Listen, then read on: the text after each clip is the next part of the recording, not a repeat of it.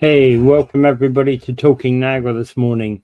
With me, Peter Giblett, and him, Dave Wheeler. Morning, Dave. How are you? Good morning. You look tired. You only get No, up 5 minutes ago? no. I've been up for a while, and almost got.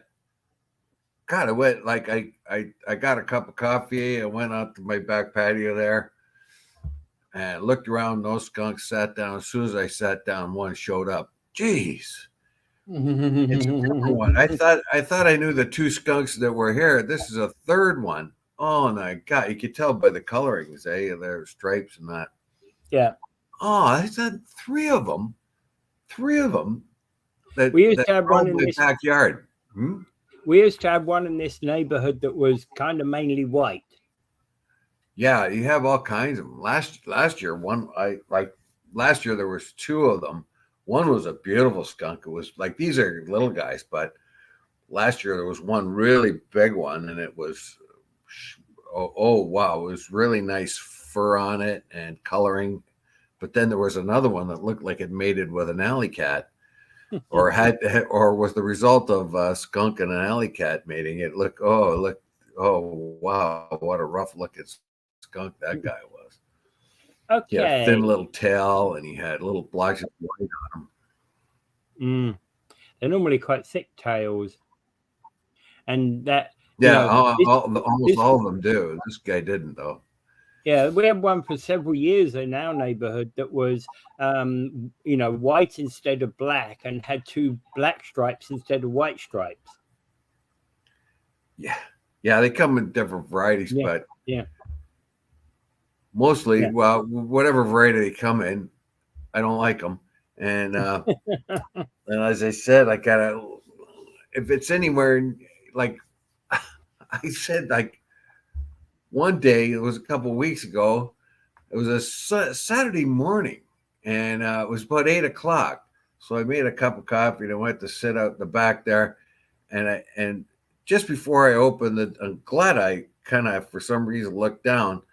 I would have stepped on one if I went outside. He was right there, and I'm thinking, Oh, oh come on, eight yeah. o'clock in the morning, and you're right there, right where I'm going to sit. So I had to wait around until he left. And some of these creatures are quite slow, aren't they? No, if they're into something, if they're eating something, they can't be distracted. But if they're just walking around and they see you, they might run away. But if they're into something eating, then they possess that ground.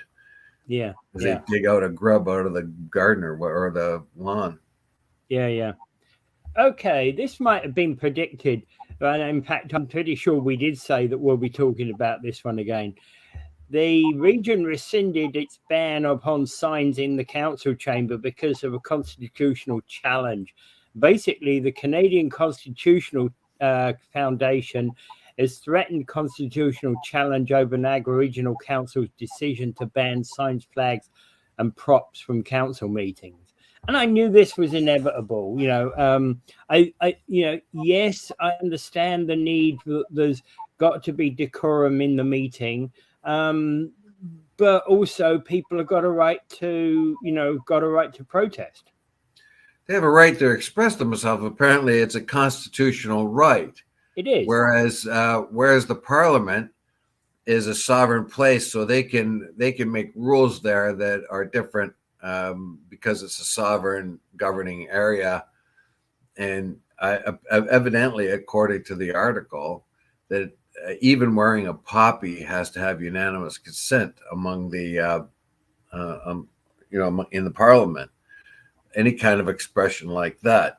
Now, this I'm sure was brought up because of the Palestinians. They were trying to ban them and ban their expressions in council. And it turns out that is unconstitutional. And so with that, what they're stuck with is kind of restricting any kind of demonstration against any particular person or against any, or if it's bad language, on offensive language.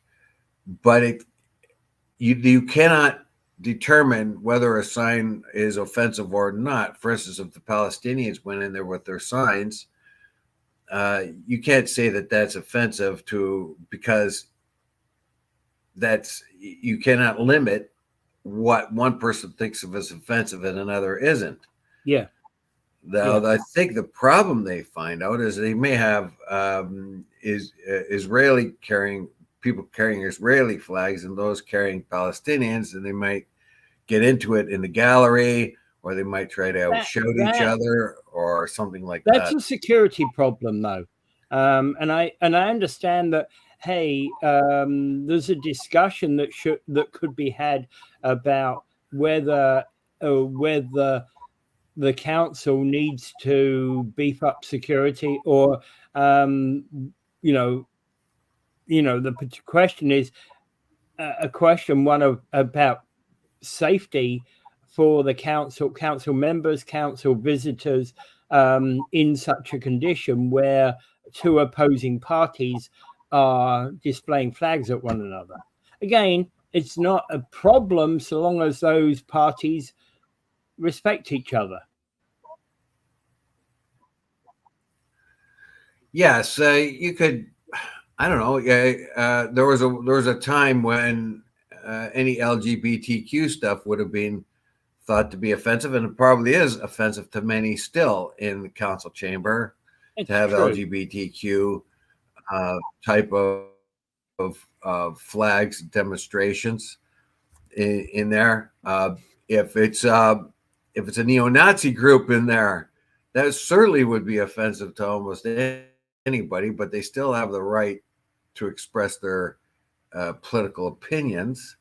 Yeah, I think that I'm not really like, so I don't know what they're going to do about this, basically, because the Palestinians spokesperson said that the new wording is still too restrictive constitutionally for their and of course they're protecting anybody that here in a particular case they're looking for their own rights for demonstration or visual, but of course by doing that they protect anybody else that might want to put in placards or express themselves in certain ways in the gallery. And also apparently the interactions between the council and people in the gallery were prohibitive prior to this, and I suppose that's also constitutionally incorrect. So how do you it's going to be a very difficult thing to make sure that council goes ahead with their business without being interfered with much from the gallery.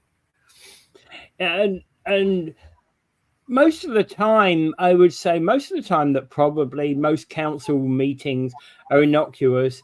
The fact that in any council, probably large amount of discussion will be had, or and tempers may even raise over this about whether a particular project should be built or not. And I can see tempers flaring over that. The thing is about this is that the Palestinian demonstrators, brought to attention, to in many respects, some of the disparities that we have within the region. I thought it was wrong, it was wrong that they support one side over the other in that war. But then again, I think you and I have basically agreed upon that. And that the resulting ban on flags, etc., I always thought was constitutionally problematic anyway. I think I said so when we talked about it. Yeah, I thought I thought that the inherent prejudice against Palestinians over Israelis was evident by the proclamations or the what they said about banning Palestinians from council chambers. It is, and I thought that their kind of attitude, particularly Bradley's, was rather one-sided, And unfortunately, I find this ignorance universal almost in mostly prevailing in Canadian and U.S. citizens who have been fed only Western media that is heavily 90% Israeli supporting media. They I don't know. They never, or like for instance, the last six unfortunate hostages that were killed. They never mentioned how many were killed by the IDF from the bombs and stuff that have been dropped and killed hostages, and they don't go on and everything I've seen on the news. No one's ever gone to Hamas and asked them for a statement on it. Yeah. Of what they think what happened, and it should be up to us to decide what happened in that particular case. As a matter of fact, they can't get any clear answers. Even Hamas spokespersons can't get any clear answers of what happened, and they wouldn't be shy about saying they executed them because you know because they need to remind the Israelis that that's what they can do. But whatever the reason, they have a one-sided approach right away. The other six hostages before these that were killed, that was blamed on Hamas too, until it was determined that it was Israeli military action that killed them. Before they killed the Palestinian, they killed the Hamas guards and the hostages at the same time with bombings and stuff. And when they found them among dead Hamas guards as well. Yeah. So these things don't get. So once you get something like this, where some hostages are killed and nobody gives, really, it's a terrible thing, but you don't get a balanced story. Yeah, you don't get actually. That's an interesting question, because the thing is, you made a comment to Paul yesterday about if you and I were young Palestinians in Gaza, we'd most likely join Hamas. I know you sent it to me by mistake, but I thought that was an eye opener in a way, and that is probably true, because if we look at things, we tend to look at things from our own protected viewpoint, and it's the same with things like this. How do you how do you kind of put in how do we basically cover this and look at it from the viewpoint of those that have actually suffered, right? We don't suffer here when we're several thousand kilometers away. Yes, we have. In fact, we have less than our own viewpoint. We have the Israeli viewpoint mostly being expressed in the media here. Yeah. If you and I or any one of us was a young man in Palestine right now, what do you think we would be doing? Yeah. After being put in an open air prison like that, and all of our aspirations are limited, and the Israelis are the ones that are even controlling the caloric intake of us, and basically control our everyday lives, block us off, and keep it. What would you do? And then you come and kill everybody in sight. And we are, if you were a Palestinian, you would say we are the descendants of people who lived in what is now Israel for 1,000 years or more, and these people came from Europe and threw us off our country and killed our people, and we tried to fight back. And what would you do? Yeah. You would fight back. And you're right.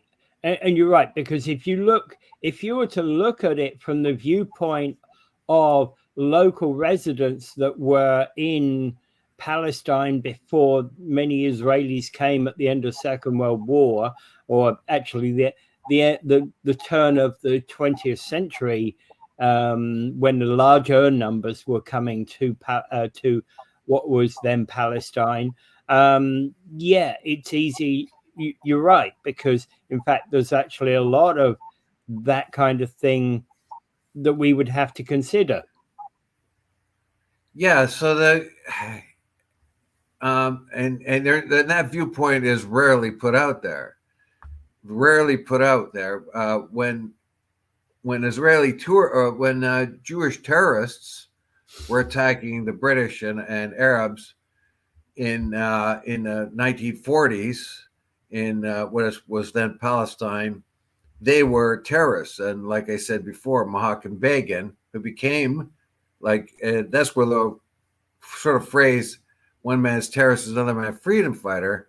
Mahatma Begin would have been hanged by the British if they caught him, and they did hang lots of Jewish terrorists. They did, I don't know lots of them, but they did hang Jewish terrorists, and they would have hanged him. But the day after they proclaimed a statehood, all of a sudden Mahatma Begin, the terrorist, is now the freedom fighter that murdered 96 people in the King David Hotel in Jerusalem. Yeah. Okay, so once a person comes to Canada to live, can they leave the hate behind? That's a fair question. No, those rivalries remain. Yeah, exactly. Powerful hatred exists between Serbs and Croats to this very day here. There is hatred. I've talked to people from Northern Ireland. That hatred still is deep in a lot of them. Whether it's the Ulster Defense League or the IRA, there is deep hatred still among them. This is something that's a cultural thing. We find that even things as a little bit more benign, like the caste system in India, we found that there was a lot of prejudice in Indian companies directed as a cause of whose caste you are. If you work in an Indian company and you're from India, you may not get a fair shake if you are of a lower caste, evidently, which is not supposed to exist, not even in India, but it does. These are and in China, and when I was in Vietnam and Southeast Asia, Chinese people have to be very, very careful. They're hated similarly to what Jews were in Europe around the time of the war. They could get beat up just for being Chinese. Chinese are thought to be the do not belong. They're of a different ethnic group, and they tend to be very successful in business, which raises the ire of the the native populations of the area. This goes on all over the place, and it's very, very hard to wash that cultural hatred out of a person. It takes a couple of generations. Yeah. And basically, the only two people that voted against this measure back in July, a while back, was actually Hallie Bateman and Pelham Mayor Marvin Junkin. All right, Bateman, I would have expected her to oppose this. It would be what I'd expect from her. Yes. Well, I don't know. This is it may have not gone far enough. The Constitution of Canada is very, very important.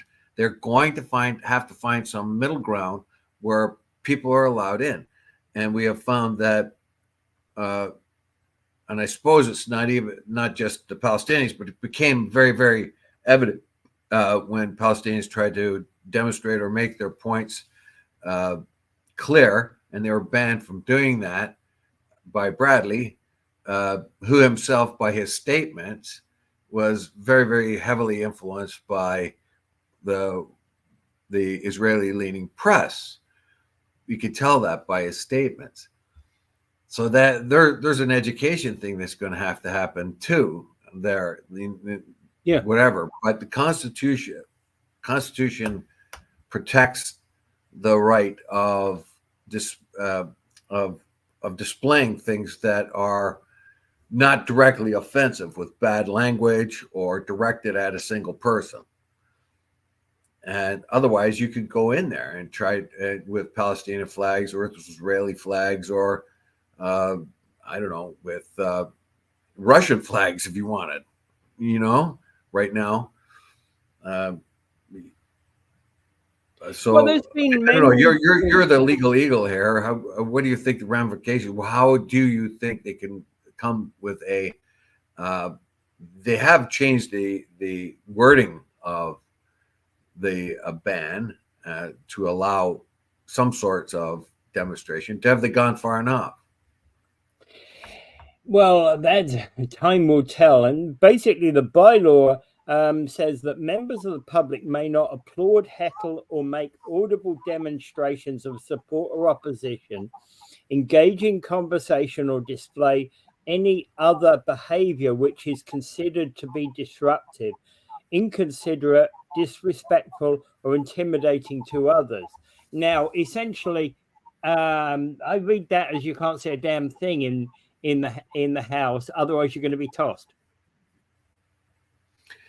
Right? Yeah, That's I problematic. can understand the need for silence until they can have their they can be called upon to make to express themselves. For instance, let's say if the Palestinians or Israeli backing people groups went to council and then petitioned to speak Yeah. and or something like that, so they could. That would be you still have to have an orderly gallery. Yeah, and therein lies, you see, I've seen many municipal council meetings over the years in all manners of places, across across the globe, and many of them where you see what happens is somebody stands up, makes their piece, makes their statement, as the councillors come in and settle down, they make their statement, from the gallery, they make their protest and then leave. Right? Yeah, It's basically, it's 3 minutes, 5 minutes, or whatever. The mayor's going to say, Mr. Jones, if you don't shut up, I will get the security in on there. And and of course the demonstrator just continues on, and when the security pop their heads into the council chamber, he shuts up and goes. All over in 3 minutes. yeah. Say your piece, get going. And they're basically saying, while signs are now allowed, they must also not have defamatory language, offensive language, or include hate speech. Well, I'll tell you one thing: most people who use defamatory language don't know they're being defamatory, right? They often know they're being offensive.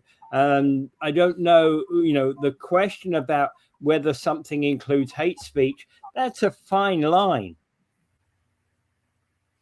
Yeah, didn't they try to restrict, but it didn't work. They tried to restrict somebody from an anti-vax spokesperson. I forget, she was a woman. I think she was with the People's Party of Canada too. I think she even had run for a seat, and she tried to speak at council. But I think they finally gave her her time to speak to council. But at first, I think they tried to restrict her, and I don't know if that would be classified as I don't know it as something that would be permitted, if she was permitted to talk, I can't see why Palestinian or Israeli backing or Russia backing or Ukraine backing people couldn't come in and speak. Now let's face it: if a bunch of Ukrainians came to the region and wanted to speak or demonstrate, the council would be much more open to it because they have a positive attitude towards Ukraine. But if somebody from Russia came, they might not. So it depends a lot on the attitudes of the people and how where they form their opinions, from what media they do. So the fact of the matter is that it is a constitutional right to express yourself, even on popular views, and certainly you cannot restrict them on make a decision if they are offensive, because that means you wouldn't be able to say anything. Someone somewhere would be offended by anything you might wear. Right. And again, for example, people who there are a number of people out there in Facebook land who have replaced their photograph on their on their page with an Israeli or a Palestinian or a Ukrainian or a Russian flag. Yeah, or for a time there was the Every Child Matters kind of thing. The indigenous peoples. By the way, they haven't found too many. I don't think they found any bodies at all so far in their search there. That's another. There were supposed to be hundreds of them, but they haven't even found one. And so everybody was okay with that. Yes, you can bring in your demonstrations about Every Child Matters, the orange and black, whatever it was, and I think you and many others put their I did sort of and I didn't find that offensive. Maybe somebody would have if they went into council with that. How many people would have found that offensive? No, they wouldn't have. And then again, there was those T-shirts with that Every Child Matters emblem on it. If you went into council and you weren't even aware that you were wearing that T-shirt, and then you took off your cardigan, let's say, because it was too hot in there, and to show that T-shirt, you wouldn't necessarily be thinking that at the time that you were in there. It's an item of clothing after all. Yeah, I would just say as an aside, I remember when we were talking about that was much of an issue for many episodes of our show, and I wondered why it hadn't picked up in the United States, because they had the same nearly exactly the same same issue in Australia as well. Yes, and but they have dealt with it in Australia, but they hadn't seemed to have come to the fore in the United States. But it has done now. It was like 2 years or 3 years later after Canada, they are now seriously questioning what they called was their Indian boarding schools. Yeah, what we called residential schools, they called Indian boarding schools. We're almost identical, and they are now going through the same process that we did, but much less in the news. Yeah. Okay, so I think we're going to obviously see changes that are going to happen in council, that are upcoming. And is it going to go far enough?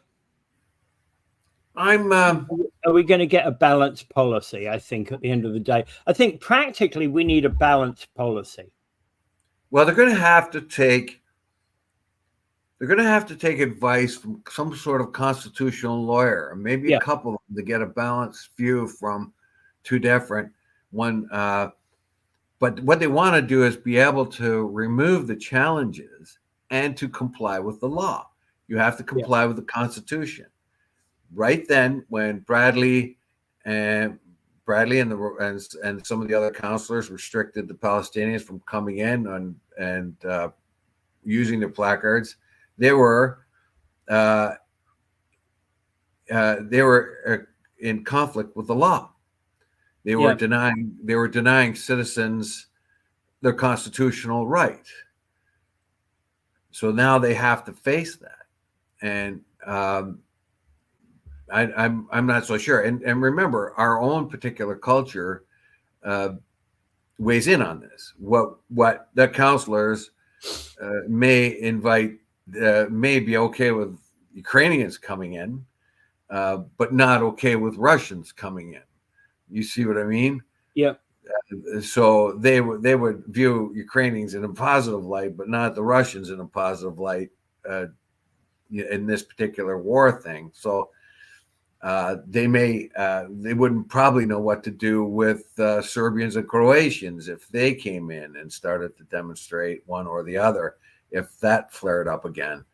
I'm not so sure they would be able to do anything about the IRA of the UDF if they came in and started, demonstrating.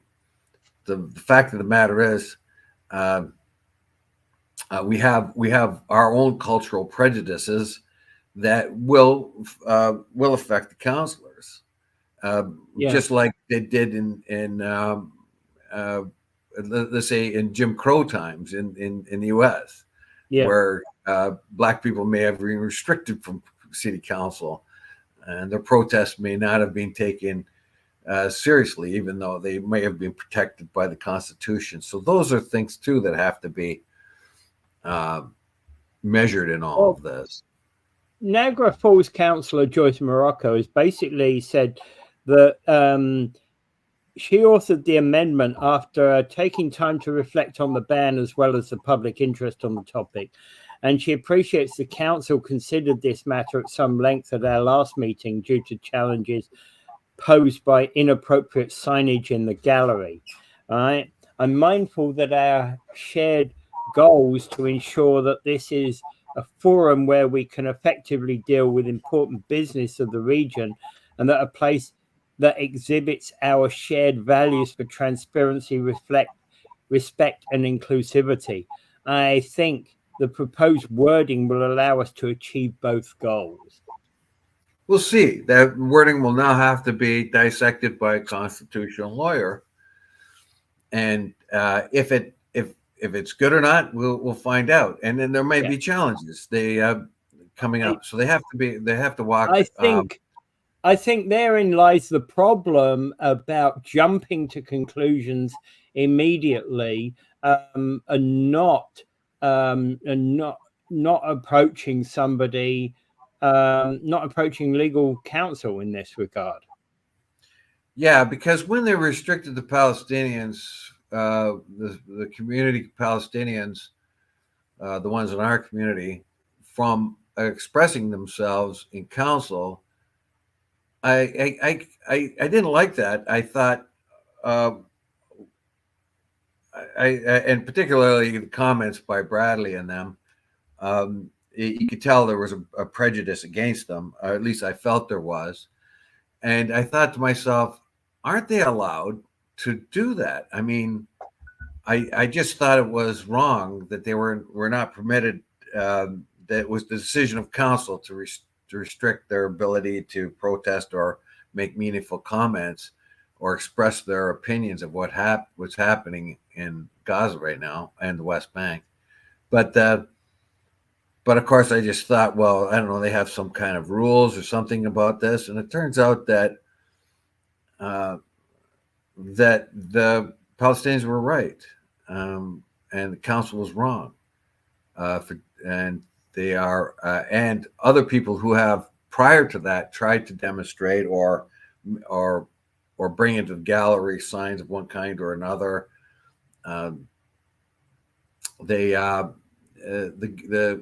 Our region was wrong. They were in conflict with the Constitution. Yep. But that balancing act still where the councillors can go ahead and do the business of the region. And as we see, I don't know what's going to happen in our own council. you remember Diodati shushes people up every time they talk. Remember Mike Cushman was spoke to them one time, and the whole gallery erupted up in applause for him. And is that then not permitted? You're supposed think to. it should be permitted. Yeah, absolutely. Well, evidently, Jim Duodati says you can't do that. That is outside the decorum of the gallery. No, applauding is. I think applauding is inside the decorum. Well, obviously, Jim Duodati says no. You couldn't do that. You have to behave yourself. You have to be quiet. Yeah, they need to. On the other hand, the gallery could become unruly. So, well, yeah, there's a fine balance to play with that, right? Essentially, the mayor or the chair has the right to issue a warning if they believe that the person making their protest from the gallery is acting in a way that could be dangerous to either members of council or members of the public. Right? Well, a spontaneous eruption. A spontaneous eruption that happened when Mike addressed council about their delinquents and in their like he forwarded them all kinds of information they suddenly didn't seem to know anything about, and Mike quite rightly reminded them, I told it to you, I sent it to you, and everybody cheered. Now that wasn't a continuous catcalling or anything else. It was just a spontaneous cheer, and yet the gallery was warned about the decorum that was required of them. Yeah. I don't know. But in any case, can we now go into the council chamber and carry signs in the Niagara Falls council chamber? I've seen one or two people carrying signs there. Yeah, and it's permitted? Usually, no, not thrown out. Usually what they're doing is they're coming in with a folder like this, and they the back end of it shows a sign. It's not a purple folder like this one, but might say, no development on Scott Street or something like that, I have never seen anybody holding signs in the gallery. I've not seen it, but then again, you don't really see the gallery in the views. But anytime I have been in the gallery, the few times, maybe I don't know, a dozen times or so that I've been in the gallery, I've never seen anybody holding a sign. Yeah. Well, I have seen people. I've seen people with folders like this, whereby when they've got it open on their lap, there's a sign in the folder, right? Which they could easily just be putting up. They could just easily put up in support of. It's not because they could easily put it up though in support of their speaker. Well, they could sneak it in, and they'll probably be told to put it down. But now, I'm not so sure that those same rules apply in the Niagara Falls City Council for signs of that kind of thing or not. I'd have to look at. I don't know, because I've never seen them. What you said is something quite different. That they'll bring it up really quick, and maybe they'd be told to put it down, but they don't hold it up constantly. I've never seen that. I don't know if it's permitted or not. Yeah. Okay, so let's move on. According to this article, which is from the Alternet, right? GOP is panicking over massive financial disparity with the Democrats. In other words, what they're saying is Dems have more financial power than the Republicans. Somehow, I find that, and I would find that highly unusual. Yeah, I remember though too that Hillary Clinton was able to get more money for her campaign against quite a bit more money in her campaign against Donald Trump. What is important about money, though, is that most of the time, the candidate that has the most money at their disposal will win. I think it's like 90% of the time, the candidate that has the most money wins the election. Yeah. And this is a constitution. Talk about constitution. This is a constitutional nightmare recently for the United States, because the Supreme Court has said that big corporations and outside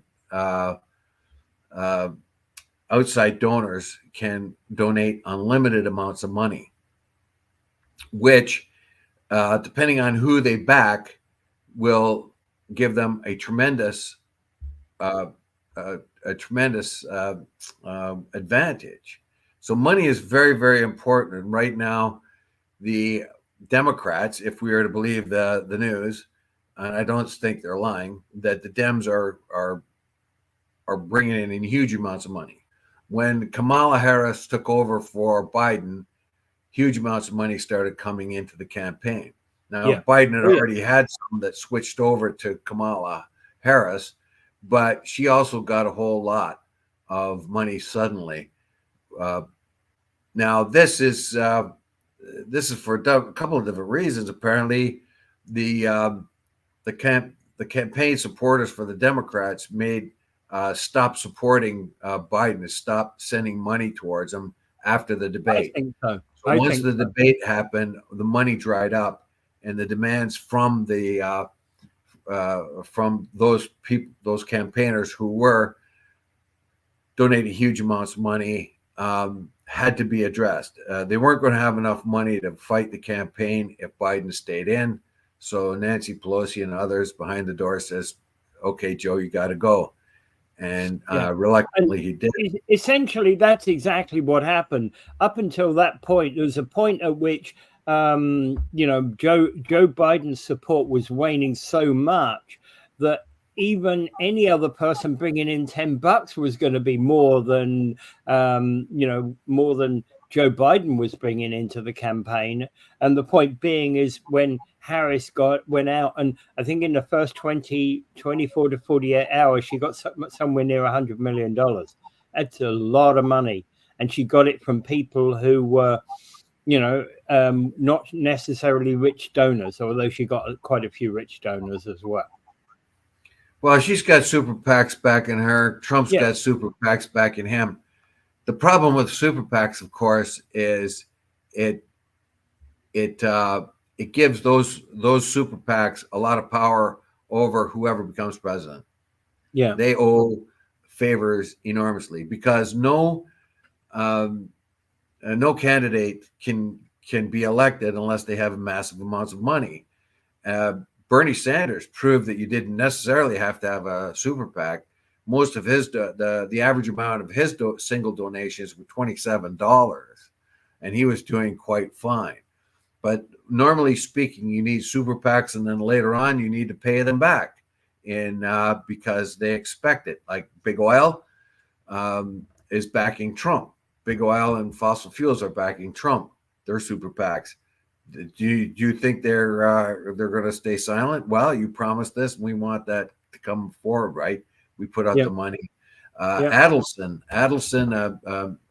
multimillionaire, billionaire in the United States, gave Trump money, provided he if he got in, he would take the embassy, the U.S. embassy from Tel Aviv, and put it in Jerusalem, which he did. Because he needed that money. He was behind Hillary Clinton quite a bit in donations. Now, he triumphed. He's one of the few that triumphed with less money than their opponent. Yeah, it doesn't normally happen. Yes, exactly. No.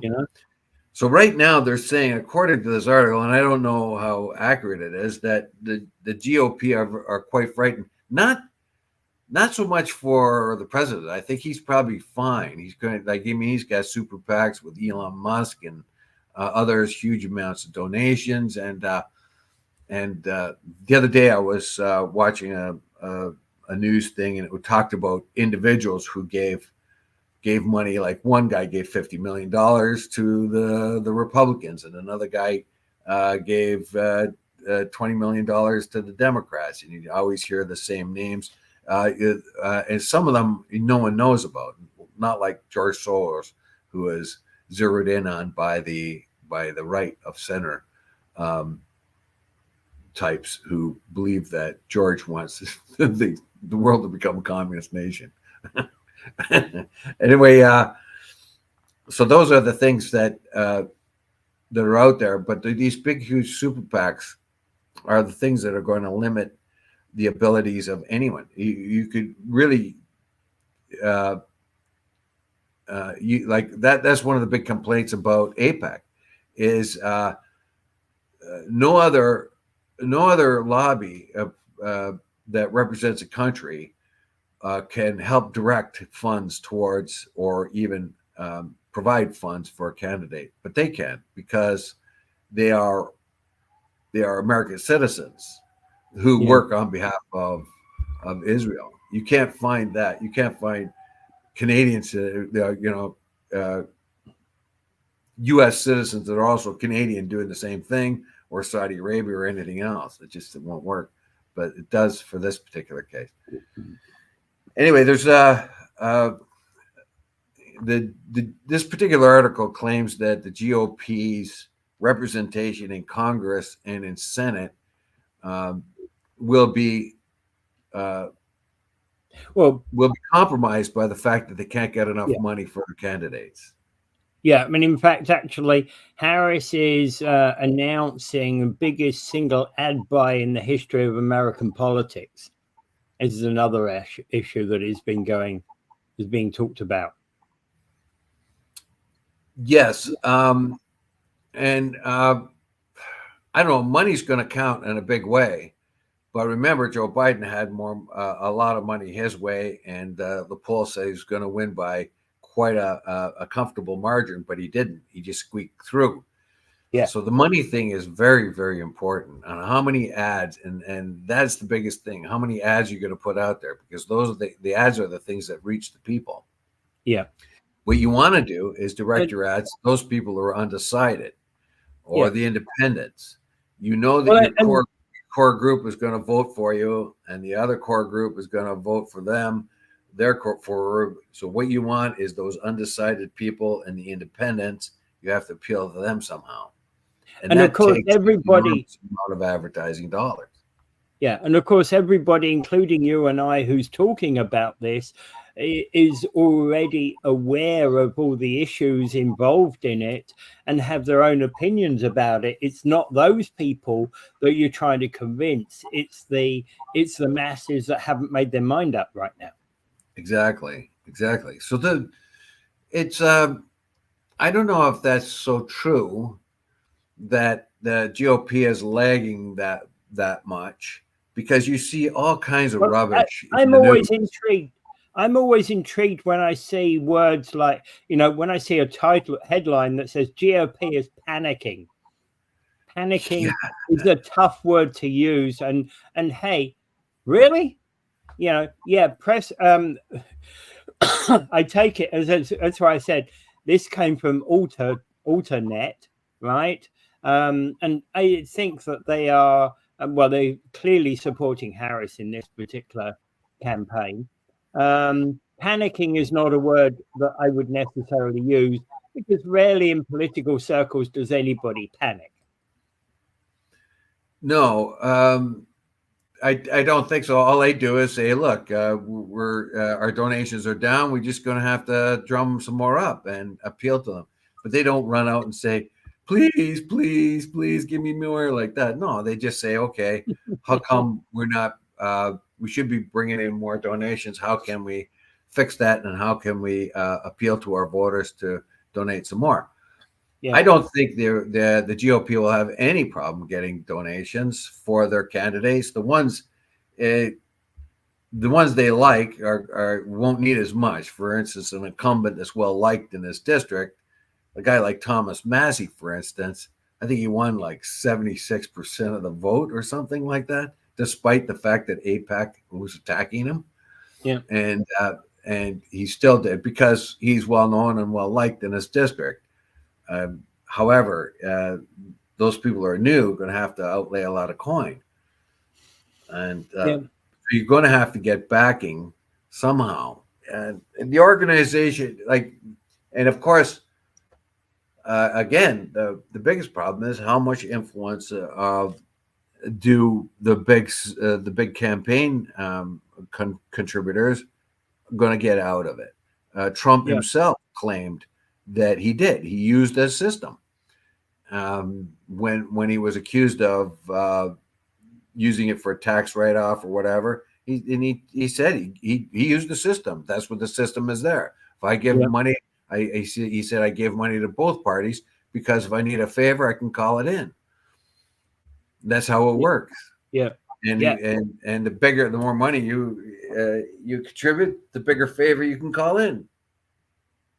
Well, that's the truth of the matter, isn't it? That is the truth of the matter.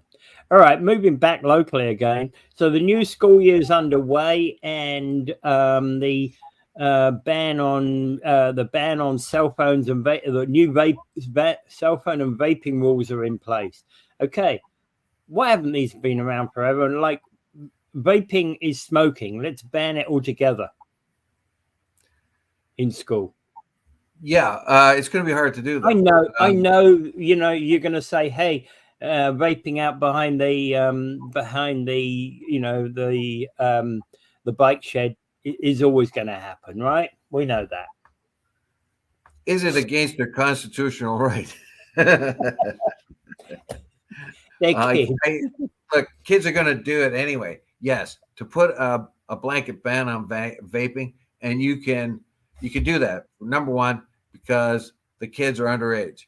They're not allowed to buy vape or cigarettes, and they're not supposed to be smoking. The whole area is a non-smoke area, and that's because of the health of the other people around them. So those things can be enforced on health issues. And yes, ban vaping altogether. The problem is some of the teachers will be vaping. I remember one of the schools my oldest boy went to. The teachers couldn't wait to get out and have a smoke. Yeah. What kind of sort of example is that to the kids? And again, but then again, are you going to ban teachers from smoking? You know, you can't smoke. You can't become a teacher if you smoke. You know, that's an impossibility, right? Yeah. So I happily, most people don't smoke. Most of the teachers probably don't smoke anymore, and all that. But they do. But there is this sort of switch of vaping has become popular, and there's people walk around and vape all the time now. I'm not. Well, as people are quitting smoking, others are picking up vaping. So, and people are quitting smoking to go to vaping.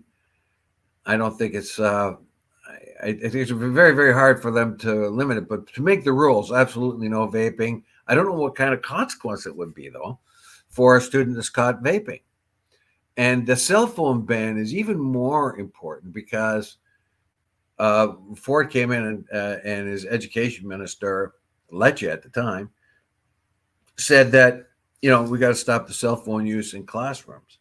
And having talked to a teacher that is just getting her first job in September, but had to go through the teaching protocols that they have to go through as they learn about teaching, saw that cell phones were a massive distraction. It was pretty hard to get kids' attention with that cell phone. Because how often are people, the kids into this on their cell phone, right? Looking down, doing whatever, because the cell phone's distracting them. Yes, this has been a long time coming on the cell phone part. The trouble is, it's about getting the right balance. There was a comment I saw somewhere that they were talking about. I think it was a political meeting for a political party. There was a a box at the front of the hall when you came in to this kind of meeting, that what you did was you dropped your cell phone in the hall, or you'd actually make a commitment to actually turn it off. Yes. As a matter of fact, like say if I go into a meeting, a Kiwanis meeting, or a honeymoon, or Kiwanis meeting, or a Honeymoon City Toastmaster meeting, you have to turn your phones off on silent, so they don't go on, and people are discouraged from picking them up and looking at them during a meeting. I mean, wait till the break and go out and look at it. I don't know if that's against their constitutional right, though. Well, the other thing is that many companies do this. It's like I've seen standard memos that come from companies that say, as always, no cell phones permitted in the meeting. We forget how addictive those things are, and we have not matured, and cell phones have not been around long enough for us to learn to ignore them. And to be quite honest, even if you've got a group of 3 people meeting together, to have one person doing this is not exactly encouraging the meeting to go ahead. You're kind of go, yes, Michael, you're being distracted. What positive contribution can you make to this meeting? Yes. So in schools, I don't even understand why they had to make a cell phone ban. I don't know why the teachers themselves, when I was a kid, the teacher was the boss. And if the teacher saw you messing around with your hockey cards, she took them away. If she saw you, if you had your squirt gun and she found it, she kept it until the end of the week. Like the hockey card thing, the hockey card situation is she took them away, she slung them in the drawer with all the other hockey cards that were there. And even if you went and said to your parents, you say, she took my hockey cards, including my whatever. Even my Frank Mahovlich. She took my Frank Mahovlich card. Yeah. And your parents would probably turn around and say, well, I told you not to take them to school in the first place, so tough luck. That's what I would get too. I wouldn't even have told my parents, because they would have chewed me out. Exactly. You wouldn't dare tell your parents because you had broken their rule as well. When I got in trouble in school, I was always in a mini panic because I wonder if my teacher phoned my parents and told them. Yes, as soon as it happened and you were sent to the principal, she was on the phone, Mr. Wheeler. Well, they did. They sent, oh God, I had so much trouble. I was late every day, September, October, and I was continuing it. I just walked in late every day, and I had it. So they let this go on, and I was always 5-10 minutes late every day. I was just really happy about that, because I could really just, I didn't really have to care about getting up too early, whatever, and I could just wander in when I wanted, maybe half an hour late sometime. Then my parents got a letter from the school. Oh boy. The old man freaked. The old lady freaked. Well, actually, the funny thing is, the same happened with myself. I used to be always late for school, but it was late for assembly. Let's be honest about this. And assembly happened pretty well every day, and I didn't see the point in assembly. So when it came to being late for school, and and basically they called my parents in. I said, I'm not late for class. Have I ever been late for class? And the headmaster said no, right? And my parents turned around and said, well, if he's never been late for class, what the heck am I doing here? And walked out. Oh, you got lucky.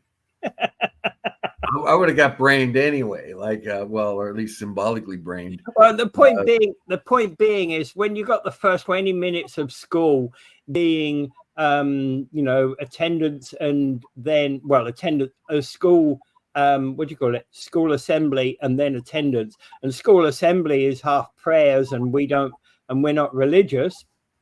Hey, I'm done. I'm not an assembly. Yeah. The only comment my headmaster would say, well, yeah, but we were talking about you just as you were putting your bike in the bike shed. Yeah, great. And hey, you can stop me running cross country all you want if you want, but hey, you'll stop talking about me then. Well, it looks like you had the right of assembly, but not the obligation for one. Yeah, that's it. That's the way to take it. Okay. Just as a final note, first day of school, 57 speeders nabbed near school zone. Ouch. Oh, wow. Yes. Well, I saw them yesterday when I was delivering the bingo cards yesterday. To all the school, to the eight places that I do. I saw them out there, but I don't know if you got caught in Niagara Falls by the radars. Because they were standing in the street and they had chartreuse vests on. Yeah. You could see them for a mile away, well, a kilometer away. Let's do metric, and you can see them from quite a ways. I don't know how anybody could be paying attention to the road and not see them and get nicked. Yeah, yeah. And these are obviously mobile units, people standing with a radar gun on the side of the street, and then another officer telling you to pull over. Yeah, and like I said before, I saw them at least one school, maybe another one. Yeah, but they were impossible not to see in Niagara Falls. So I don't know who they got. I could tell you, I could tell you who they caught. They caught people who were on their phones, and I'll tell you that I have never used my horn in the over 50 years I've had my license, more than I have in the last 2 years. I have to use it all the time to get people to move from a left-hand turn lane or something like that. They just sit there after the light goes with the arrow, and they're like this with their head down. And I have used my. Yeah, go ahead. That's actually one of the worst things we have. Is like how many you've got the light goes green, no movement, no movement, no movement. Honk. Yeah. Oh. Right. I say that I can't even.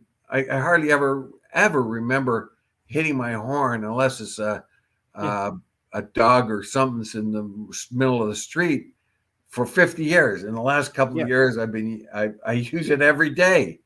I mean, I rarely used it in a year for 50 years, and now I'm using my horn every day to get somebody just quick to get off their phone and move at a light. So that might be the persons that can't see an obvious cop on the side of the road because they're looking at their damn phone. Yeah. Also, one other thing I like to point out is I remember the word that Chris Simone wanted me was trying to figure out what we said yesterday. Yeah. Yeah. He asked and he came up with some sort of word that he thought we had said. I listened to the show over to find that, and it was Byzantine. I'm pretty sure the word that I used that he didn't know was Byzantine. And Byzantine means, if Chris is listening, Byzantine means a couple different things. One of them is anything related to the city of Byzantine, or the Byzantine Empire, which was the Eastern Roman Empire that was ruled from Constantinople, now known as Istanbul. The other one, though, the use which I used is Byzantine means a overladen, needlessly long, bureaucratic procedure, inefficient, heavily laden procedure. And the Byzantine Empire was noted for that kind of massive amounts of needless bureaucracy if you wanted to get anything done. So that's the use I used. Yep, I got you. Okay. All right. I guess that kind of brings us to an end of where we are right now. Anything else to be done? Nope. Just that there is a chilling kind of prediction that's a possibility for Gaza that certain experts have looked at, and it says that there could be as many as 188,000 deaths in Gaza from war and post-war effects, immediate and then later wounded of death, and all that. That's a possibility by experts, and these are experts that don't have an agenda.